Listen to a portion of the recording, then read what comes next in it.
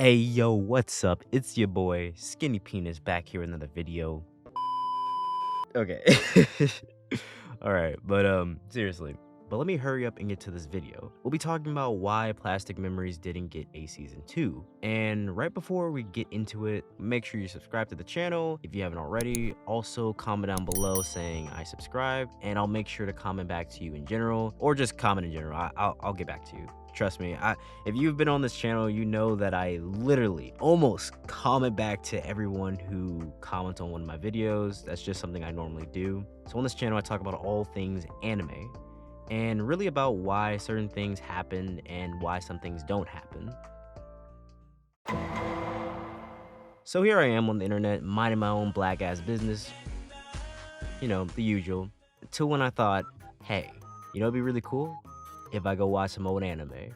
So I scroll down the popularity chart on my anime list, and there I see it, Plastic Memories. I remember I gave it an average score at the time, but now looking back, I really wouldn't change it all too much. It's just, it caught me off guard to see it almost put at a 8 out of 10. Like, it was good, but it wasn't like that good, you know? At least that was my opinion of the show. And for a lot of people, this is their first anime, or introduced them to animes outside the name of, oh, I don't know, One Piece, Dragon Ball, Naruto, you know the type. So if you haven't seen the show, let me give you a summary of it really quickly. An 18-year-old named Tsukasa Musakaki has failed his college entrance exams, but after pulling some strings, he's actually managed to land a job at Sion Artificial Intelligence Corporation, or SAI for short. It's a corporation that is responsible for the creation of Griffias, highly advanced androids which are almost discernible from normal human beings. However, unlike humans, Griffias have a maximum lifespan of 81,920 hours, or around 9 years and 4 months for short. Terminal Service 1, the station that Tsukasa has assigned himself to, is responsible for collecting Griffias that have met their expiration date before they lose their memories and become hostile. Promptly after joining Terminal Service 1,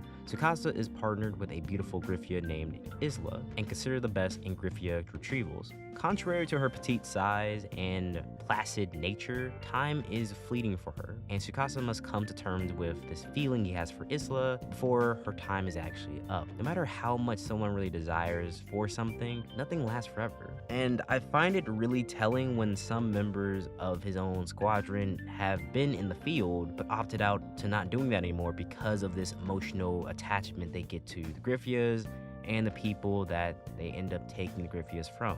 From the synopsis alone, it reminds me a lot of like Beatless and Showbiz, where the focus of the show is to have an intimate relationship between a robot and a human. But when you realize what the show is actually doing, you would immediately see the comparisons to Angel Beats and Charlotte, which put their young protagonists in a mind-breaking problem or emotional dilemma. Let me explain. Isla is a young, beautiful robot human-like girl who actually has feelings and acts like a normal girl. She has traits like she's clumsy or someone who hides her own personal interests, who, like us all, has insecurities about her own job, who wants to believe deep down that she can continue doing her job and be around the people that she actually cares about and loves, but she knows that's impossible. By the end of the series, we actually get her real personality, where she's childish, lively, and a fun-loving and caring girl, which makes that goodbye that much more of a heartbreaking moment. Tsukasa is a young, impressionable, relatable main character. Isla is his first love, and over time, he gets quickly attached to her, while having a job that is intentionally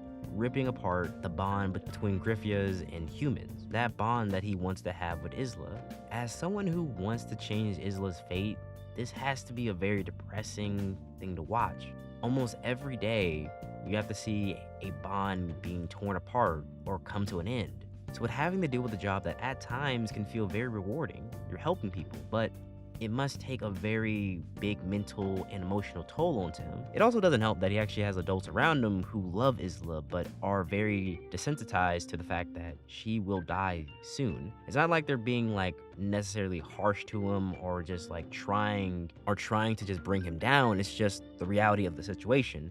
And from his perspective, it can really feel very harsh and different from what what it could be expected to hear. In other shows like this, there's always gonna be like a talk about a cure or some way to get out of this, a hope that they can sell to the audience that, hey, this isn't so bad. They can actually make it out of this. And as an audience member, we can get very much used to it being a happy ending or a happy story for a very bleak situation. In this show, no.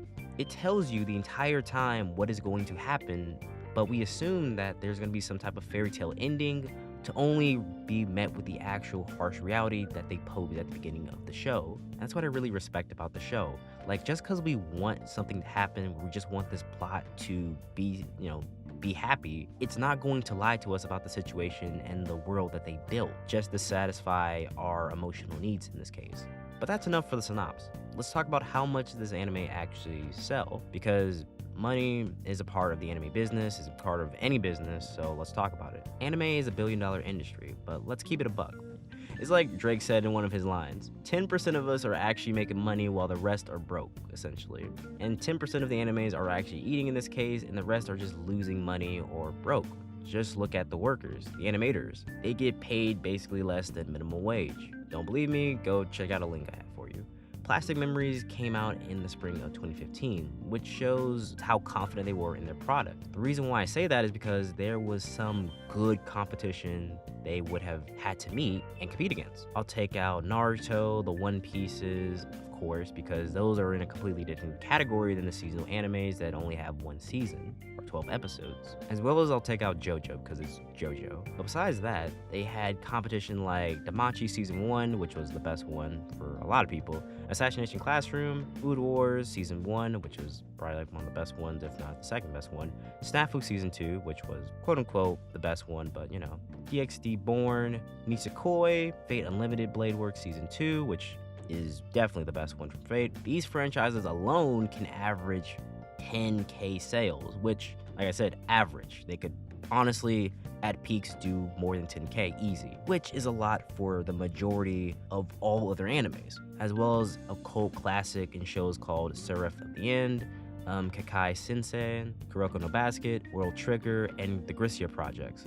And now that I think about it, it was a very highly competitive time in 2015, yet let alone 2015 spring. There's only so much money that people are going to be willing to spend. So at this time, it was reported that they sold 1,977 copies. And looking at it now, I think that's impressive alone. They were able to sell that many. I mean, that's only 2K, but at the time, like I said, this is very competitive. And simply, it's still not enough to get a season 2, but still impressive alone. Like, from the perspective, there's only about, like I would say, $110K in a single split that people are going to be usually spending, right? Like, going back and buying another anime, essentially, and realizing that, hey, this one's actually pretty good, is impressive. Still, 2K is not enough to get a season 2, like I said. And it's not like Classroom Elite or Fire Force that can, get away with having a bad sales and rely on other streams of income and get a second season. And even though I said Classroom Elite with this video, I'm coming to realization that they have a chance of getting a season 2, but I'm not making another video about it, nor am I gonna be like, yeah, it's 100% gonna happen. I'm not gonna give you false hope, all right? And Fire Force, it already happened. Yeah, that's another video. But now let's get to the actual backstory of the author, because I feel like the author has a really bigger role than they usually are dealt or given. And honestly, looking at it from a 2021 perspective, they need to be trying to get more control and power over their works and, try to lever some type of control to get a second season. But, some authors don't really care that much to get a second season, even though they think it's cool. They don't exactly care. So let's get into Plastic Memories. Plastic Memories is an original work from Nayataka Hayashi, who is known for being an animator, actually.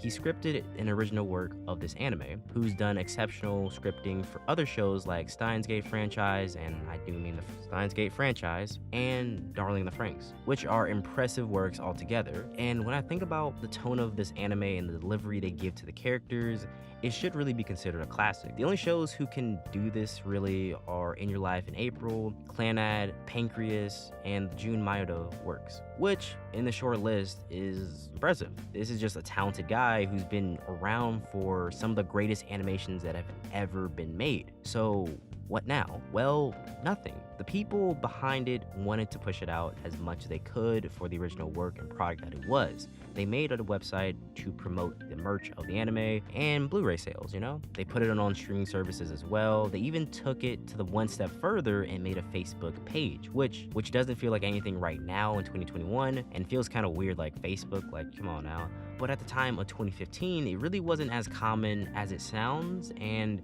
it really was like really underrated. I would say that as well. Like only the tier 2 and tier 1 animes did things like this for making an actual Facebook page for a product that they actually believed in. Which, if you follow them, you should definitely come and follow my Facebook page at the official Berry Anime. But you know. And with checking the page, it had nice engagement on it. But like I said, it was run by the companies. So after their term of 2015 is done, they're done promoting the anime. If this was actually ran by the author, he could actually push out more works, more independent works for his project. He could try and say, oh, I have another source material for this or source material for that, or so, you know, he could do something with it. So with seeing it done by a company, I know it's not going to get very much after their term is up, which kind of helps my point of they're not coming back. They don't have any new content on the Facebook page or any promotional stuff anywhere else. So, you know, this is not like some of those other like blog posts you might see online. You can go check them if you want, saying, oh, season 2 is going to be coming out in 2021. Rumors, expecting. Could be, you know, like they use wording and trash words like that to get you to click on it. It's all clickbait. I'm not going to sit here and try and lie to you or clickbait you on the reality of the situation.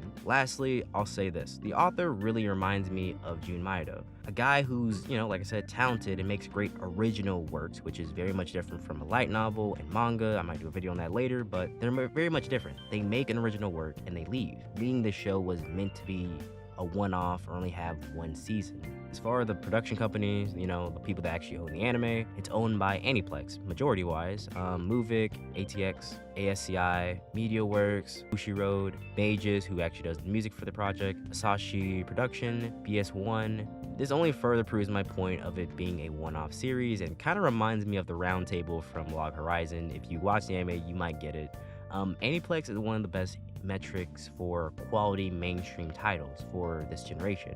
Real anime veterans know this and could honestly tell me why. And for the normies who are asking why, they did Demon Slayer, SAO, and Fate, to name a few. They only take on established and proven animes, which is kind of more of like a monopoly move on all the animes, you know, that are actually known to be profitable animes, honestly. Like when I said only like 10% of the animes actually make money and the rest are just like broke or like lose money, I was not joking. But whatever. The only times they actually take on original works are rare at that, and the ones that they usually do take are bound to make some type of a nice little profit for the year. Being the Jun Maeda's works in Angel Beats and Charlotte, Anohana, and the Darling in the Franxx franchise. I didn't even mention Gurren Lagann, but there you go, Gurren Lagann. And these are well commercially received and profitable franchises, not ever seeing the light of day again. The best you can do is to get a movie out of it or slightly a familiar spin-off series.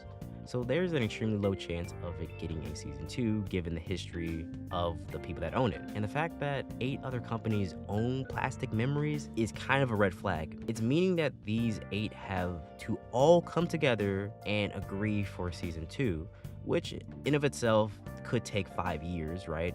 Plus, Japanese business people aren't really like American business people, meaning that they're not really willing to take a risk. And America, we're known for taking a risk, baby. And now my last thing, the ending. So all in all, Plastic Memories is a solid 3 out of 5 work.